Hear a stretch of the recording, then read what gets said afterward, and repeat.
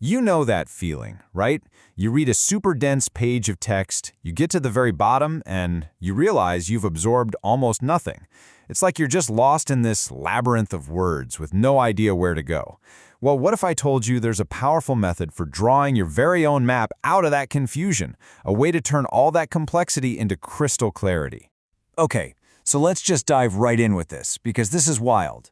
Seriously, an experiment found that a bunch of 7th graders, 12-year-olds, when they were trained in this method, they actually outperformed their own teachers on a test about a new subject. I mean, think about that for a second. That's the kind of power we're talking about here. This is a system that just completely unlocks a deeper level of understanding. And really, this gets to the heart of the whole problem, right? It's the difference between being taught and actually learning. Being taught is so passive, it's just information being thrown at you. But learning, that is active. That's when you take that information and you make it your own. You're building the structure in your own mind. And this method, well, it's all about building a bridge over that gap. All right, so let's talk about that feeling of being totally lost. We've all been there. You're staring at a page just packed with information, the main idea feels buried somewhere deep inside, and your brain just checks out. Your eyes start to glaze over. That is the labyrinth, and that's exactly what we need a map for. And the origin story for this method is actually fascinating. This isn't just some dry classroom technique cooked up in a university. No way. It was developed in Soviet Russia by a guy named Egidas.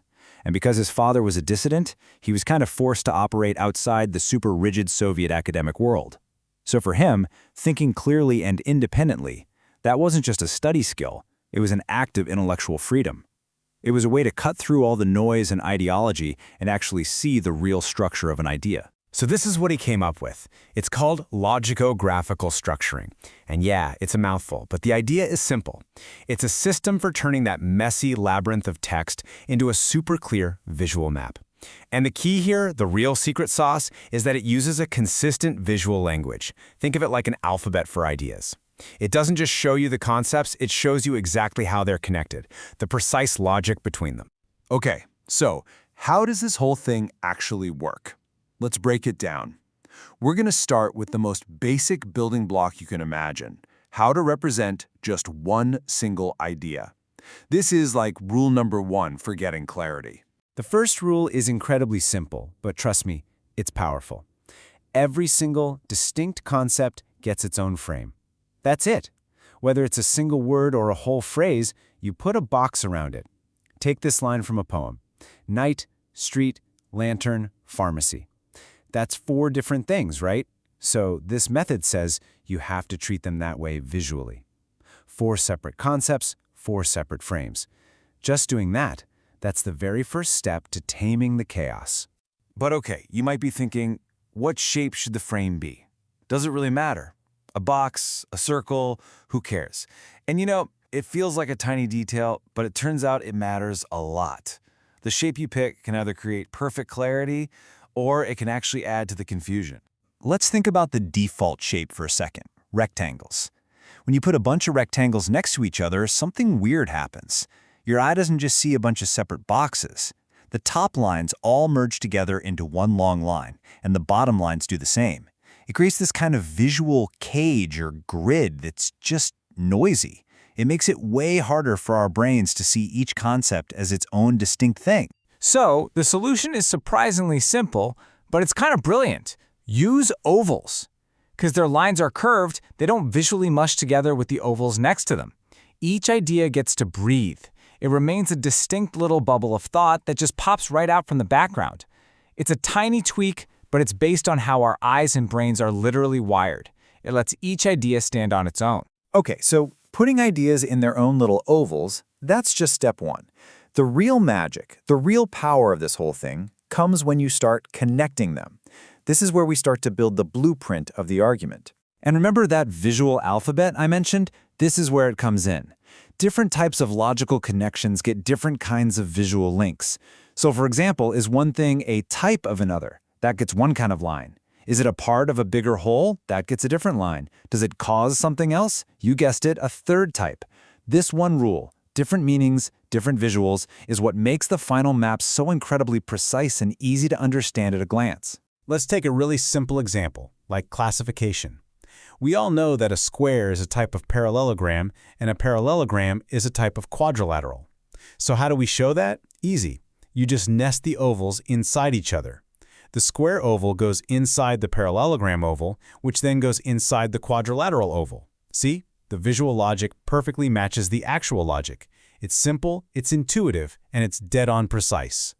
Okay, I can hear you now. Sure, that works for simple shapes from geometry class, but what about the real world? What happens when you throw a really complex, tangled idea at it, like a dense sentence from a philosopher or something? Can this simple visual language really handle that kind of heavy lifting? All right, let's put it to the test. Feast your eyes on this beast of a sentence from Marx and Engels. I mean, look at it. It's got multiple parts, it's got cause and effect, it's got different social classes all tangled up in one single thought. If you try to read this just once, it's so easy to get completely lost. This, right here, is our ultimate labyrinth. So, let's build the map, step by step.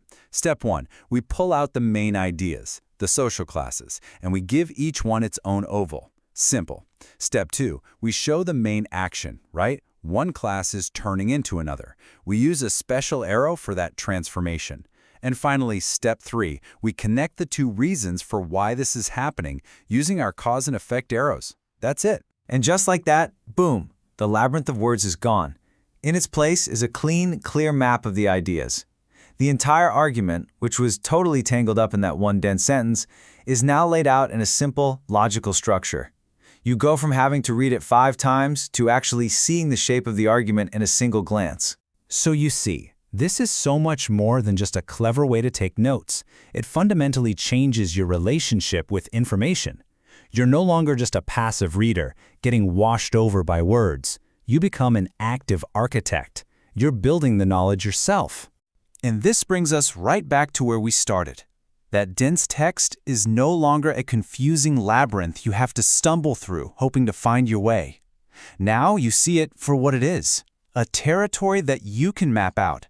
You are the one in control of the information, not the other way around. So, what's the big payoff here? What do you actually get from this? Well, first, you get a much deeper understanding, because you're forced to figure out the exact relationships between all the ideas. Second, your memory for this stuff goes through the roof because now you have this clean visual structure to hang all the information on.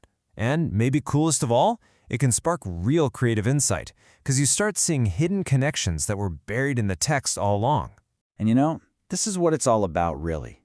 It transforms learning from what feels like a chore, just trying to memorize and spit back facts, into something creative. It becomes a puzzle to solve, a design to build. And that little shift makes all the difference. It creates real interest and engagement, instead of that feeling we all know, that feeling of just wanting to escape a difficult page of text. So the only question left is for you. What's that complex idea you've been wrestling with? That challenging article, that dense chapter that's just been sitting there? What labyrinth of information are you gonna map out first?